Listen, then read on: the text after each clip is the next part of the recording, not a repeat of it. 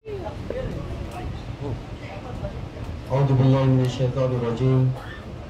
بسم الله الرحمن الرحيم. الحمد لله والصلاة والسلام على أتمان الأكملان نبينا وحبيبنا محمد وعلى آله وأصحابه ومن تمسك بسنته إلى يوم الدين. اللهم إننا نسألك علما نافعا وتوفيقا إلى عمل به، ونعوذ بك اللهم من العلم لا ينفع، وانفعنا بما علمتنا وذكرنا ما نسينا، وتوب علينا إنك أنت التواب الرحيم. أما بعد، فالسلام عليكم ورحمة الله تعالى وبركاته.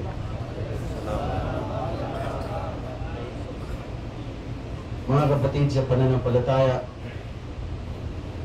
lagi natin pinupuri ang Allah. Nagpapasalamat tayo sa Kanya sa lahat ng mga biyaya na pinagkaloob sa atin.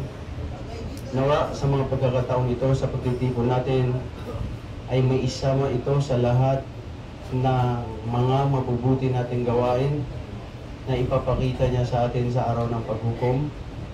Patnubayan tayo, biyayaan, patawarin sa ating mga kasalanan, at maging instrumento nawa itong ating pananaliksik at pakikinig sa ating relihiyong Islam, na tayo ay maging matibay sa ating pananampalataya at bigyan ng malawak na kaalaman sa ating relihiyong Islam.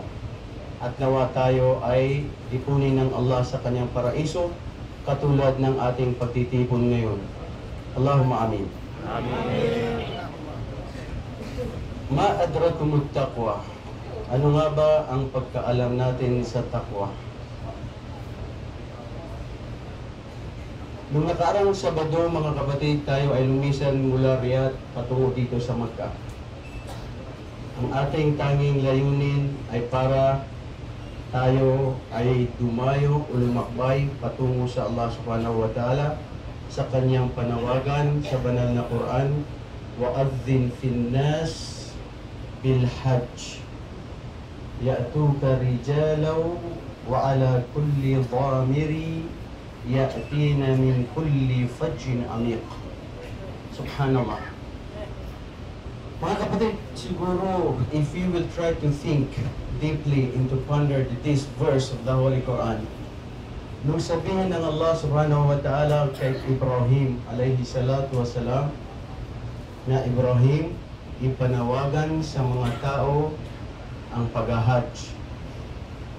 Si Ibrahim ay nagtanong at nagtaka, sabi niya, aking Panginoong Allah, paano ko po ipapanawagan sa lugar na ito sa Bagkah? The old name of Makkah is Bagkah. Inna awwali bayti wudiya linasi lalladhi bi Bagkatah. Yun ang ating dalil sa Quran. Mismo ang Allah ang nagsabi na ang pangalan ng Makkah, una ay Bagkah. Paano ko po ipapanawagan sa mga tao na mag-hajj? Yaong walang mga tao rito. Ang Allah ay nagsabi kay Ibrahim, Ya Ibrahim, ang sayo ay ang panawagan, ang sa akin ay titignan ko kung sino ang yaong tutugon sa aking panawagan. Ya'tunaka rijal, darating sa mga panahong yaon ngayon na ating nakikita ang mga kalalakihan, ang mga tao min kulli dhamiri. Ano ba itong dhamir? Na sila ay gagamit, sila ay darating sa pamamagitan na iba't ibang uri ng kanilang sasakyan. Ad-dhamiri, yaong unang panahon dumating ang propeta, 10 ng kanyang mga kasamahan, nakasakay sa kamelyo, kabayo. Yung iba, ngayon sa modernong ating teknolohiya ay may mga eroplano at may mga barko, may mga kotse at iba't ibang uri ng mga sasakyan patungo dito sa Makkah. Dhamiri, ito ang mga tafsir ng mga antas na mga ulama dito sa sinasabing dhamiri. Gagamitin nila ito lahat, uri ng mga klase na sasakyan. Min kulli fajjin amik, at sila yaong mga tao, ya Ibrahim, makikita mo na darating sila Pupunta sila dito sa Makkah mula sa iba't ibang lupalop ng mundo. Allahu Akbar. Mga kapatid, tingnan natin ngayon. Nung kahapon lang, 10 ng aking mga kasamahan, isa sa kasamahan ko ay natouch ako sa sinabi niya. Sabi niya, Ustad, tignan niyo yung katabi natin galing ng Canada. May Australia, may Amerikano, lahat. Ito mga kapatid ang nagpapatunay na sinasabi natin na ang universal ng religion ng Allah subhanahu wa ta'ala ayon sa pagsabi niya sa Quran, Ya ayuhan nas, inna khalaqnakum min dhakari wa untha waja'alnakum syu'uban ila lita'arafu. Ang sabi ng Allah subhanahu wa ta'ala sa Quran, O mankind, we created you from a single pair of a male and a female, and we made you into nations and tribes that you may know one another. Para tayo ay magkakakilala. Sa Makkah, mga kapatid, hindi ba kayo namamangha na ang lahat ng mga tao, iba't ibang kulay, iba't ibang nasyon na pinanggalingan, nagtitipon lamang sa iisa lang layunin natin ang makamit ang sinasabing watawad ng Allah subhanahu wa ta'ala at ipapagkaloob niya yaong sa mga taong tumugon sa Hajj. So ito sinasabi natin, ang iba sa mga scholar, sila ay nagsabi dito sa lita'arafu bima'na fi'lul khair. Ang ibig sabihin ng lita'arafu, makilala niyo siya, at ibang mga kanta sinabi nila ay para kayo ay makagawa ng mabuti sa kapwa. Mga kapatid, ang hadith ng Propeta alayhi salatu wasalam ay nagsabi, Khairun nas anfa'ahum linnas. Ang pinakamabuting tao sa inyo ay yaong tao na pinakamabuti at nakakagawa ng mga mabuti sa kapwa. Allahu Akbar. Wasari'u ila maghfiratin min rabbikum. Makipag-unahan kayo sa paggawa ng mabuti. Mga kapatid, ang tao nakikipag-unahan dito sa mundo. Saan mo bagay? Sa lahat ng mga maranya na mga material na bagay. Pero ang sa totoo lang, kung gigisingin natin ang ating sarili, makipag-unahan tayo sa paggawa ng mabuti nang tayo ay mapalapit sa Allah, at ito ang tanging layunin natin dito sa sinasabing pag-hajj natin. Ano nga bang sinabi ng Allah subhanahu wa ta'ala sa banal na Quran, 197 of the Holy Quran? A'udhu billahi minash shaitanir rajim. Al-hajju ashhurun ma'lumat. فمن فرض فيهن الحج فلا رفث ولا فسوق ولا جدال في الحج وما تفعلوا من خير يعلمه الله وتزودوا فإن خير الزاد التقوى واتقوني يا أولي الألباب. Ang Allah, mga kapatid, ang tinatawag tayo. Ikaw, tayong lahat, tinawag al-hajju ashhurun ma'lumat. Ayon sa mga pantas, sa mga tao, mga dalubhasa na nagtatafsir dito sa Quran, ang isa sa ibig sabihin na malapit sa kahulugan ng ating binasa kanina ay ang pag-hajj ay itinakda sa mga oras na ito ay kilala o alam ng bawat isa. Dhul-Hijjah, Dhul-Qa'dah, at sinasabi natin nagsisimula sa Shawwal, Dhul-Qa'dah at Dhul-Hijjah. At ang sino man ang tumugon, sino man ang dumayo, sino man ang mag-hajj na siya ay mag-i-ihram, nandoon siya sa estado ng ihram, fala rafata. Pag-hajj, huwag siyang tumabi sa kanyang asawa o huwag siyang makipagtalik sa kanyang asawa. Pansamantalang oras lamang ang inihiling ng inyong Panginoong Allah. Bakit kaya? Because this is a time for us to control ourselves. Hindi lagi dapat ano ang gusto mo ay dapat mangyari. Dapat may isang Panginoon na siya ang kumukontrol at ikaw bilang isang Muslim na tumalima at tumanggap kung ano ang gusto niya ay siya ang dapat mananatili at hindi kung ano ang kagustuhan ng sarili na ito ay kagustuhan din ng syaitan. Fala rafata wala fusuk at walang paggawa ng anumang klaseng kasalanan. Al-fusuk di makna jami al-munkara. Ito ay lahat ng uring mga kasalanan. Alam natin ang mga kasalanan, mga kapatid. Narinig na natin sa mga seminars, narinig na natin sa mga ustad natin. Alam natin itong mga kasalanan. Kailan ito iwasan? Dito sa Hajj. Bakit? Dahil baka ang Hajj natin ay hindi matanggap ng Allah subhanahu wa ta'ala. Ayon sa hadith ng Propeta sallallahu alaihi wasallam. Katotohanan na ang layunin ng Hajj ay sabr, ang pagtitimpi. Nandito tayo mga kapatid. Alam natin kung paano nahirapan ng ating mga kapatiran. Paano tayo napagod kahapon. Allahu Akbar.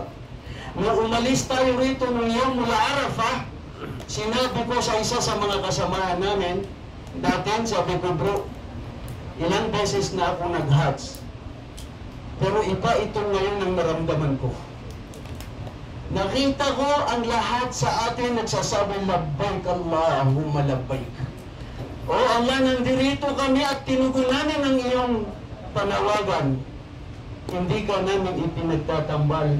Nag-iisa ka sa iyong kapangyarihan. At kami ay lubusan na ang aming buhay sa iyo. Lamang namin inaalay ito. Ikaw ang may kapangyarihan sa lahat. Kami ay nagpapakupkup sa iyo. Aming Panginoon. Nakita natin ang mga matatanda. Nakita natin ang mga kababaihan. Nakita natin ang mga murang edad ng mga bata. Nakita natin ang bawat tao sa lupalot ng mundo nandirito para lang sa isang layunin na ito ang makamit natin ang sinasabing pagpapala at awa ng Allah subhanahu wa ta'ala nang sa gayon matamo natin o makamta natin itong sinasabi nating takwa. Bakit nandirito? Dito sa awa na sinabi ng Allah subhanahu wa ta'ala, wa anfusuk wala jibal. Ya Allah. Ang Hajj, mga kapatid, isa sa layunin, i-control ang sarili. Hindi lang yung sinasabi natin, pakikipagtalik sa asawa. Ayon sa mga panta, sinabi ng mga damang-brasa, pag tayo ay nasa Hajj, huwag natin ititingin ang ating mga mata sa haram. Dahil ang fitna, ang mga syaitan ay nandirito. Huwag ninyo kalimutan ang syaitan. Kailanman ay hindi na gusto na kayo ay lumapit sa Allah. Gusto niya na kayo ay makasama niya. Gusto niya na lagi tayo gumagawa ng mga kasalanan. At nakita naman natin kung sino sa atin ang mga ipinagpala. Kung sino sa atin ang pinagtriktahan ng Allah. Mga taong naging pabaya. Alam na nila ang haram na yung dati ay ginagawa nila. Hanggang ngayon, dito pa rin na hindi nakapagbigay sa kanila ng pagkukontrol sa sarili at tumitingin sa haram. Ang pagsasalita at pag-usap sa mga kalaswaan. Hajj, sagradong lugar, kung saan ang mga anghel ng Allah humihingi sa kanya na tayo ay patawarin. Palagay mo kapatid, patatawarin ka ng Allah na hanggang ngayon wala pa rin nagbabago sa atin. Ano ang nagbigay sa atin bilang isang Muslim para mabago natin ang sarili natin? We need to change ourselves. Pagbabago ang kailangan natin. Alam natin kung saan tayo nagkakamali. Alam natin kung saan tayo nagkakasala. Wala jidal at walang pakikipag-argumento. Walang pakikipag-away. Walang pagsasalita ng masama sa kapwa. Mga kapatid, tignan natin ngayon ang sarili natin. nakamit nga ba natin ito? Ya Allah, hinihiling po namin sa inyo na sana ito'y makamit namin. Maging tunay kami na Muslim. Maging tunay kami na malapitin sa iyo at laging naaalala ka aming Panginoong Allah subhanahu wa ta'ala. Wala jidal, wala fusuk, wala taf'alu min khairin ya'lamu Allah. At ang sino mang gumawa sa inyo ng mga mabubuti sa panahon ng Hajj, ang Allah ay magbibigay ng gantimpala sa bawat isa na gumawa ng mabuti. Maging gawain ito ay gawain na mapasalita, mapasagawa at mapasapuso. La ilaha illallah. Fil Hajj, wa ma taf'alu min khairin ya'lamu Allah, wa tazawwadu. Ayon sa kay Ibn Kathir, ayon kay Abu Bakr Jazair, 10 ng mga kasama nilang mga dalubhasa, sinabi nila, wa tazawwad, magpadagdag o di kaya magbaon kayo ng ano, ng takwa. Takot sa Allah. Saan? Kailan natin ito babaunin? Sa paglalakbay. Saan paglalakbay? Hindi ba tayo ngayon na sa paglalakbay sa Hajj? Ito ang dapat nating baunin, mga kapatid. At ang baon na ito ay dapat nating mapanatili maski tayo ay magbalik sa ating mga pinanggalingan. Ano nga ba ang takwa? Ma ta'rifu at-taqwa? Mada qala al-ulama an at-taqwa?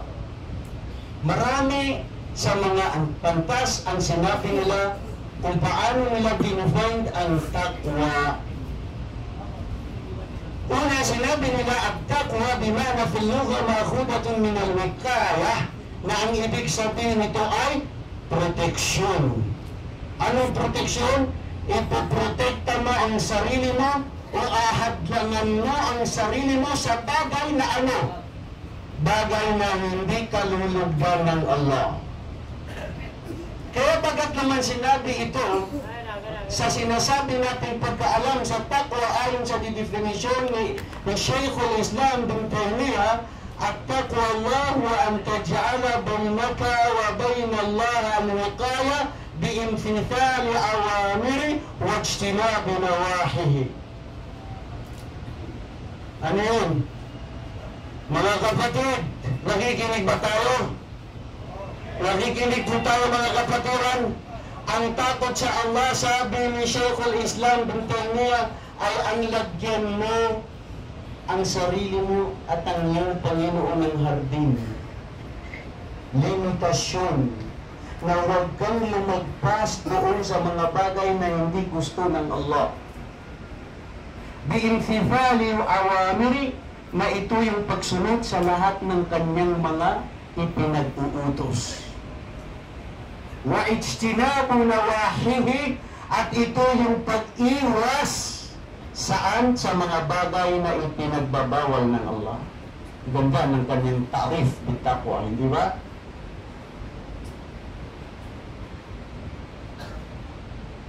Sinabi ng isa sa mga dalubhasa, ayon sa kanya, ang taqwallah, ang kanyang pag-interpretasyon sa taqwallah ay katulad ng isang tao na naglalakbay sa isang lugar na madilim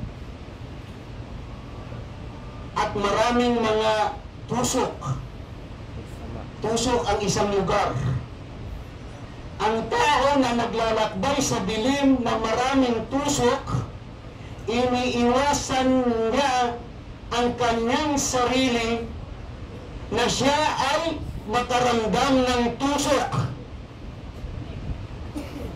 Maramdaman niya ang tusok dahil masasaktan siya. Puprotektahan niya ang sarili niya na baka siya ay matusukan doon sa kanyang paglalakbay. Sinabi niya, ang tusok, ito yung mga haram. At ang damit niya na iniiwasan niya na para hindi ito masugatan, ito yung takwa. Ito yung takot sa Allah. Allahu Akbar. Ano naman ang definasyon ni Ali bin Abi Talib? Si Ali bin Abi Talib, pinsang buo na propeta sallallahu alaihi wasallam, una sa mga Muslim na mga murang edad na siya ang unang tumanggap sa Islam at asawa ni Fatima na anak ng Propeta sallallahu alaihi wasallam, mayroon din siyang sinabi dito sa sinasabi nating takwa. At taqwa Allah huwa khawfun min al-jalil wal amalu bi tanzil wal rida'u bi qalil wal isti'dadu fi yawm ar-rahil. Allahu Akbar. Mga kapatid, napakaganda ng interpretasyon din ni Ali ibn Abi Talib. Ang takot sa Allah, sinabi niya, al-khawfu min al-jalil. Ang matakot ka sa Allah, isa sa mga pangalan ng Allah, ang Jalil. Ang sumusubaybay, ang iyong Panginoon.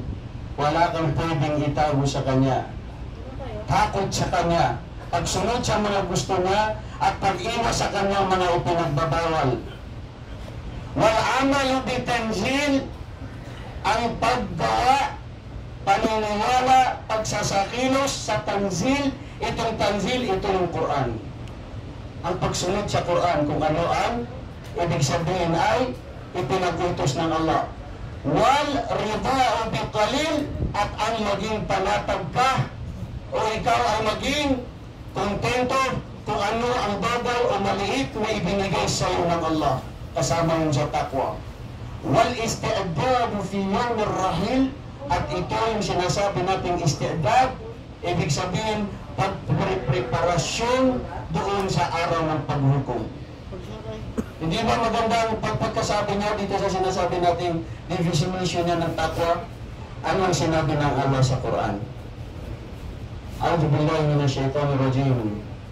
وَلَقَدْ وَصَّيْنَا الَّذِينَ أُوتُوا الْكِتَابَ وَإِيَّاكُمْ أَنِ اتَّقُوا اللَّهَ.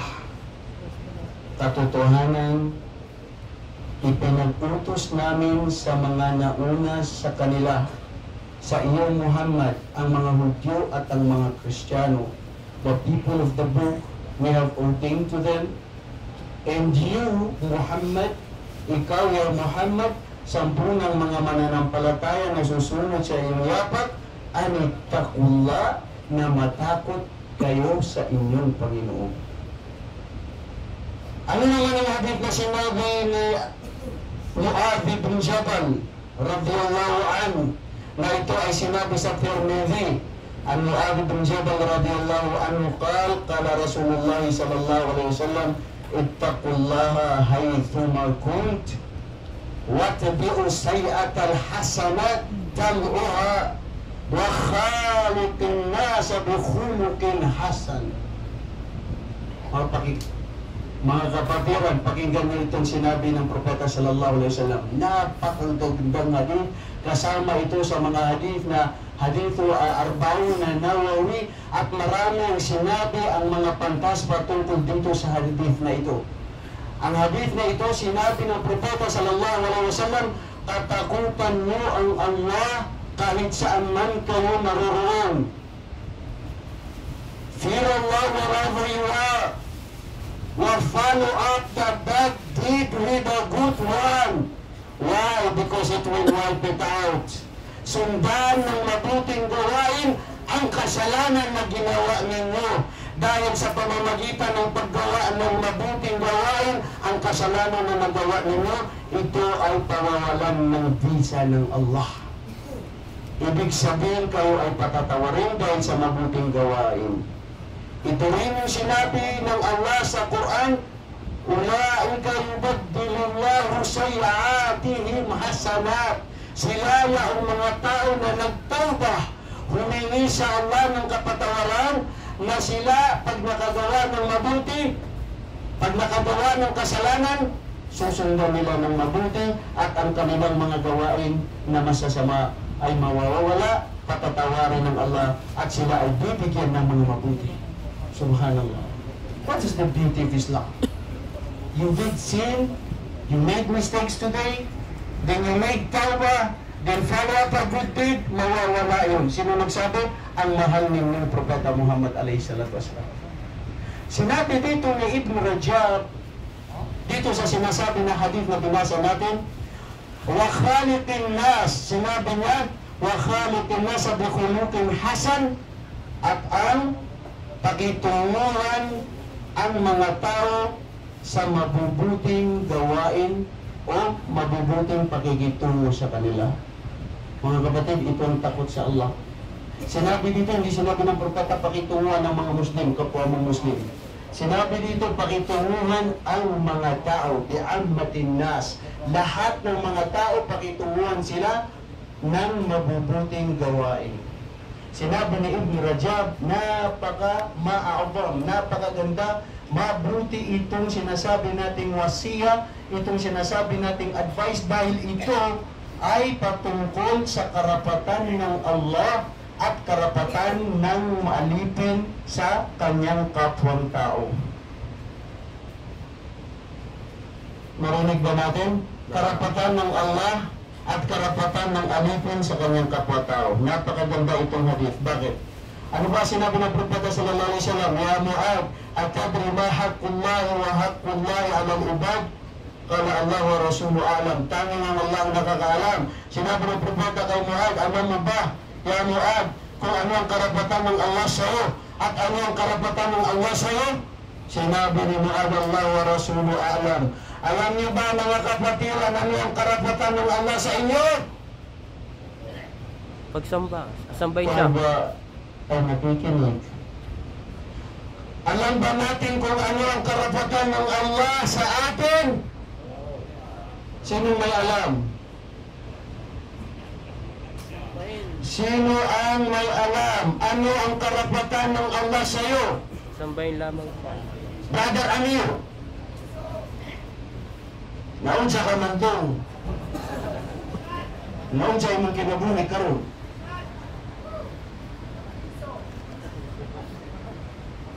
Khalid, ano karapatan ng Allah sa atin? Ha? Ano sinasabi doon? An ta'budallah biwahdi la nushriku bihi syai'a. Ang sambahin ang Allah ng tapat na hindi natin siya tinatambal. Ano naman ang karapatan natin sa Allah? Subhanallah. Look at the justice of Islam. Ang Allah pala mayroon din nagbibigay ng karapatan. Diyos yan. Tapos siya rin nagsabi sa atin, kayo aking mga alipin, meron din kayong karapatan sa akin. Hindi lang ako. Nakikita niyo yung sinasabi natin pagpapatunay na karapatan. Anong karapatan natin sa Allah? Gantimpala ng Allah. Paraiso. Gantimpala. Anong gantimpala? Bigyan ka ng asawa. Paraiso. Allahu Akbar. Masya Allah. Ang karapatan ng Allah subhanahu wa ta'ala sa atin ay sambahin siya na mag-isa, at ang karapatan natin sa Allah dahil siya ay hindi natin siya itinambal ay ang papasukin tayo sa kanyang paraiso. Allahu Akbar. Takbir, mga kapatid. Mga kapatid, nakuha natin, naintindihan natin ano itong takwa. Na-explain natin ang mga definasyon ng mga iba sa mga dalubhasa sinabi ng Allah. Ang Allah subhanahu wa ta'ala nagsabi sa Quran, ba'da a'udhu billahi minasyaitanir rajim, ya ayyuhalladzina amanu taqullaha haqqa tuqatih wa la tamutunna illa wa antum muslimun. O kayo na mga mananampalataya, katakutan ninyo ang Allah sa totoong pagkatakot. Dahil may mga tao, may mga mananampalataya na hindi totoong takot ang kanilang takot sa Allah. Kaya sinabi ng Allah, totoong pagkatakot sa Kanya, at kayo ay huwag mamatay na wala kayo sa estado ng Islam. Ibig sabihin, hindi kayo mga Muslim. May mga Muslim lingid sa ating kaalaman na sila ay nangamatay na sila pala ay hindi natanggap ng Allah. Dahil ang husgahan ng Allah subhanahu wa ta'ala sa atin ay kung ano ang mga huling mga gawain natin. So hindi natin alam, mga kapatid. Nobody knows the fate. Nobody knows the future. Kaya bagat naman ng Propeta sallallahu alaihi wasallam, lagi nang iminginom, ya muqalibal qulub, sabbit qalbi ala dinik wa ala ta'atik. Dahil hindi natin pinanghahawakan ang puso natin, ang ating pananampalataya sa Allah. O nga Allah, yaon siya ang may ang may kapangyarihan, kumukupkup, kumukontrol sa puso ng paniniwala ng kanyang alipin. Ya Allah, panatilihin niyo po ang aking pananampalataya sa inyo at pagsunod sa inyo. Sino nagsabi? Ang propeta sallallahu alaihi wasallam. Propeta yun na pinatawad ng Allah sa kanyang mga kasalanan. Tayo dapat lagi nating hinihingin sa Allah na tayo ay laging manatili sa sinasabi natin takot sa Kanya. Dahil ang puso natin, ang pananampalataya natin mga kapatid, yazidu wa yanqus. Ano ibig sabihin ng yazidu wa yanqus?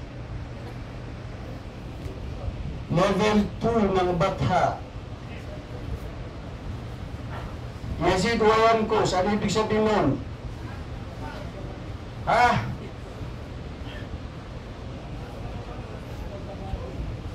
Sino may alam? Yazid wa yanqus. Ano kay ziyada? Ziyada.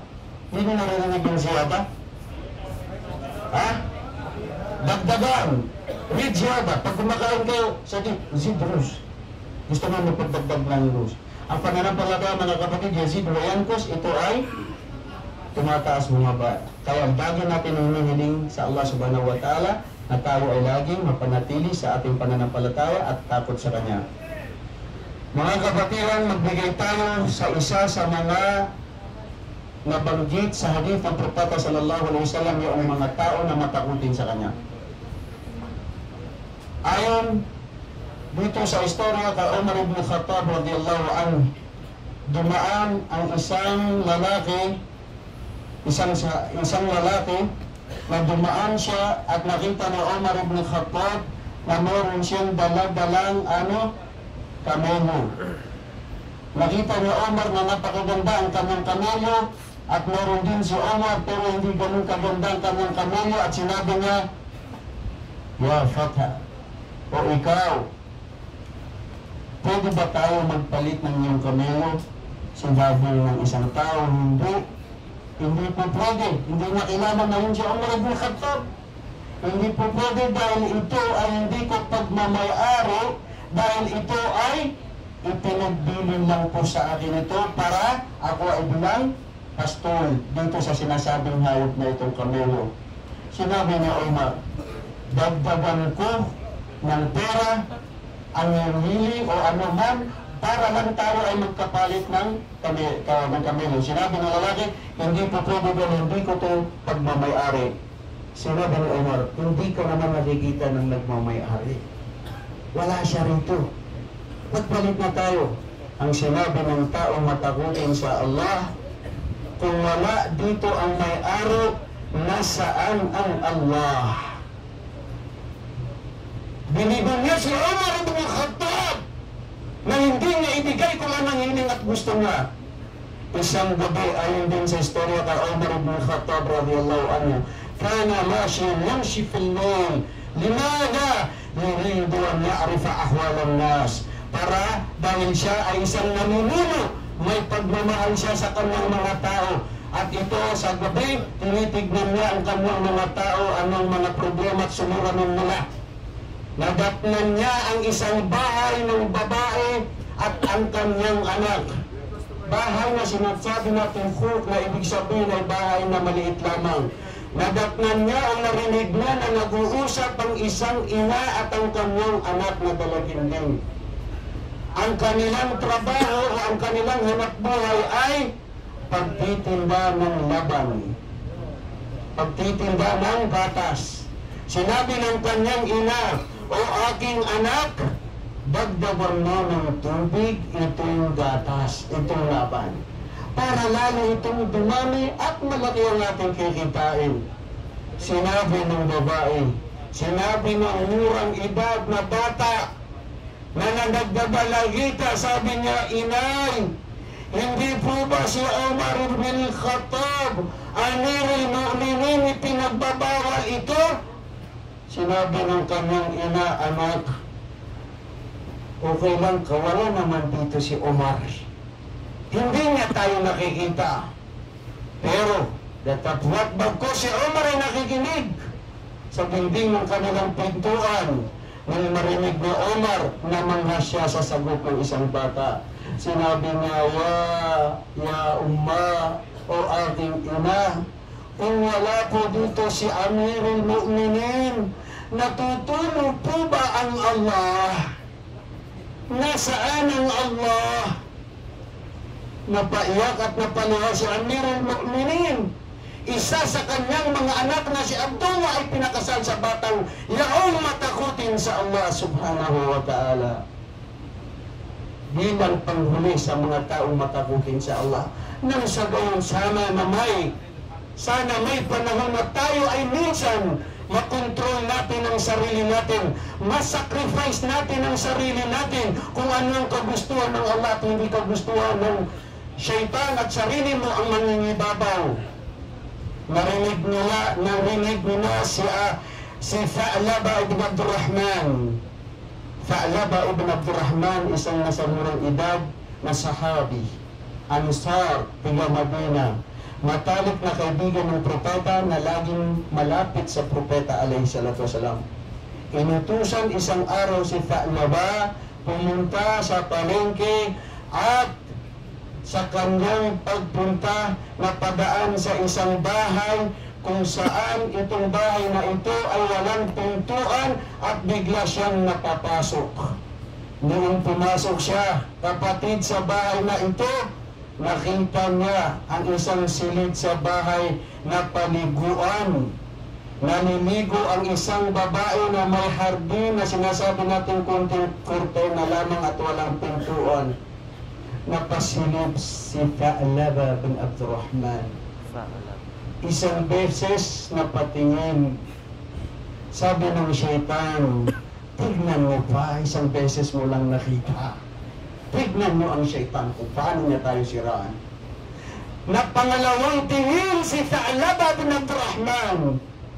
Nung nakita niya pangalawang beses, pangatlong beses na konsensya siya. Sinabi niya sa sarili niya, hindi kailanman nararapat ang isang taong kaibigan na malapit sa propeta ay gumagawa ng kasalanan. Lumisan, umalis sa bahay na yaon, tumakbo at umalis sa Madina. 4 na pong araw ay hindi nagbalik sa propeta, iyak ng iyak at magtoba ang Rasul alayhi salatu wassalam sa kanyang pagmamahal sa kanyang mga sahaba. Minsan tinanong si Salman, minsan tinanong si Umar ibn Khattab, nakita niyo ba si Tha'laba bin Abdurrahman? Nasaan siya? Hinanap nila sa buong bayan, hindi nahanap. Sa madaling salita, mga kapatid, to make the story short, after 40 days, dumating si Tha'laba at sinasabi niya, nahanap ka ng propeta. Pumunta ka sa propeta dahil siya ay gusto ka niya makita. Iyak ng iyak pa rin si Tha'laba ibn Abdurrahman. Tawba sa Allah. At siya, mismong propeta, siya ang pumunta kay Tha'laba ibn Abdurrahman. Kinuha niya at tinapos at niyakap si Tha'laba at nilagay dito sa kanyang malapit sa kanyang dito sa punggulan niya at sinabi niya, Tha'laba, anong nangyari? Umiiwas si Tha'laba. Sabi niya, ya Rasulullah, hindi kailanman ang makasalanan ay laging lumalapit sa iyo, ya Rasulullah. At pagkatapos niya sinabi niya, ya Rasulullah, ako ay nagtawba sa Allah sa aking kasalanan na nangyari sa akin na hindi 3 beses, hindi ko pinanood, minsan lamang ay napatingin at hindi matanggap ng aking konsensya. Ya Rasulullah, ano nga ba itong nararamdaman ko ngayon na parang ako ay hinihingal, nahihilo at hindi maganda ang pakiramdam? Sinabi ng mahal nating propeta sallallahu alaihi wasallam, ya Tha'laba, dhalikal maut, parating ang kamatayan sa iyo, ya Tha'laba. Sa oras na yun, mga kapatid, si Tha'laba ay nabawian ng buhay. At nung nabawian ng buhay, ito ang masaklap at hindi makakalimutan na hanggang ngayon nakasulat sa kasaysayan ng mga taong matakutin sa Allah. Nung siya ay ilibing, 10 ng mga sahaba, nakikisiksik ang mahal nating propeta alayhi salatu wasalam. Nakikisiksik sa mga tao na siyang propeta ay hindi mapakali. At sinabi na Umar ibn Khattab, Ya Rasulullah, umalis po kayo dito at kayo'y nasasaktan sa dami ng mga tao naglilibing kay Tha'laba. Alam niyo ang sinagot ng mahal nating propeta alayhi salatu wasalam, Ya Umar, paano ako aalis sa dami ng mga anghel na napapaligid sa atin na naglilibing sa isang matakutin sa Allah? Ang mga anghel nakikipaglibing. Mga kapatiran, panghuli, gusto niyo ba makamit ang maging matakutin sa Allah? Gusto niyo ba, mga kapatid? Bakit mahina ang naririnig ko? Gusto niyo ba, mga kapatid? Inna Allaha ma'al ladhina taqaw wal ladhina hum muhsinun. Dahil ang Allah, doon siya sa mga taong matakutin sa Kanya at mga taong gumagawa ng mabuti. Marami ang sinasabi natin ng mga halimbawa o katangian ng isang taong matakutin sa Allah. Ito lamang po ang aking ibibigay sa inyo na sana sa paghihiwa-hiwalay natin ngayon, baon natin ito. Ito yung watazawwadu fa inna khayra zadi taqwa. Magbaon kayo, sana ibaon natin ito, ibulsa natin o i-memorize natin sa ating mga ulo sa mga pagkakataong ito na tayo ay napapaligiran ng mga anghel ng Allah subhanahu wa ta'ala dahil ang sinabi ng propeta sallallahu alaihi wasallam, majtama'a qawmun fi baytin min buyutillah yatluna kitaballah wa yatadarasunahu fima bainahum illa nazalat alaihimus sakinah wa ghashiyatuhumur rahmah wa haffathumul malaika wa zakarahumullahu fi man inda. Ang sino man ang lumabas patungo sa isang lugar na siya ay nakikinig, nag-aaral sa Islam, maliban sa ang mga anghel ng Allah ay pinapalibutan sila, binibigyan ng mga katiwasayan, katahimikan at marangya mula sa Allah sa mga buwawa sa kanila, at naaana-ana kayo ng Allah subhanahu wa ta'ala at ipinagmamalaki sa kanyang mga anghel. Tignan nyo ang aking mga alipin, ano ang gusto nila, at kayo ay saksi na ibibigay ko sa kanila. Mga kapatid, sa puntong ito, minsay sana na may magkaroon tayo ng hiling sa Allah. Ya Allah, alam niyo po ang mga kasalanan ko, alam niyo po ang mga gawain ko, sana po mabago ko. Hindi lang hiningi tayo ng material, kasi nasabi natin na Allah, sana madagdagan ng aking sweldo. Sana marilis ako ng kumpanya dahil may isang kumpanya na mas malaki ang sweldo. Hindi lang yung minsan pang sarili. Dahil ang propeta sallallahu alaihi wasallam ay minsan sinabi niya kay Muad na mahal niya sa kanyang mga kaibigan. Tignan niyo ang pagmamahal ng propeta, Ya Muad, inni uhibbuka fillah. Ya Muad, katotohanan na ikaw ay mahal kita sa reliyon ng Allah. Ya Muad, dahil mahal kita sa reliyon ng Allah, patayuhan kita fi kulli salah, bago sa patapos ang laging sala. Yan ang pagmamahal sa kapwa, sa kapatid. Ang magbigay ng mabuting tao. Ya Muad, lagi dapat pagkatapos ng sala, bizikrillah, alalahanin mo lagi ang Allah at magpasalamat sa Allah at gawin mo ang lahat ng mga gawain mo na mabubuti para sa Allah bilang isang kapatid na nag-aanyaya sa kanyang kapatid na maging malapitin sa Allah. Ano nga ba itong mga katangian na 7? Una, para tayo ang maging matakutin sa Allah, magtanong sana natin itong sinasabing takot sa Allah. Una, al-qira'atul Qur'anil Karim, ang pagbabasa ng Quran. Marami sa ating mga kapatid hindi pa marunong magbasa ng Quran. La taqnatu min rahmatillah. Huwag kayo mawalan ng pag-asa sa biyaya ng Allah, dahil kayo na mga bago sa Islam, mahal namin mula sa kabunturan ng aming puso, na kayo lumisan sa inyong pamilya at sa inyong pananampalataya.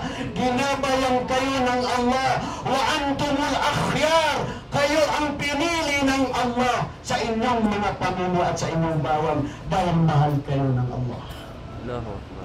Hindi kahit sino man pwedeng maging patnubawan ng Allah. Kaya kailangan ng mga kapatid, para ito ay, kung kayo ay nangihirapan magbasa ng Quran, kung nangihirapan kayo magbasa ng Quran, lalo kayong bibiyayaan ng Allah subhanahu wa ta'ala. Dahil ang taong nagbabasa ng Quran na nahihirapan, doble at lugod na mahal ng Allah kaysa taong mabilis ang kanyang pagbasa. Pangalawa, dahil ngayon ay nagban na mga kapatid, sana may mga pagkakataon pa tayo na maituloy natin. Subhanakallahumma wa bihamdika, asyhadu an la ilaha illa anta, astaghfiruka wa atubu ilaik. Assalamualaikum warahmatullahi wabarakatuh.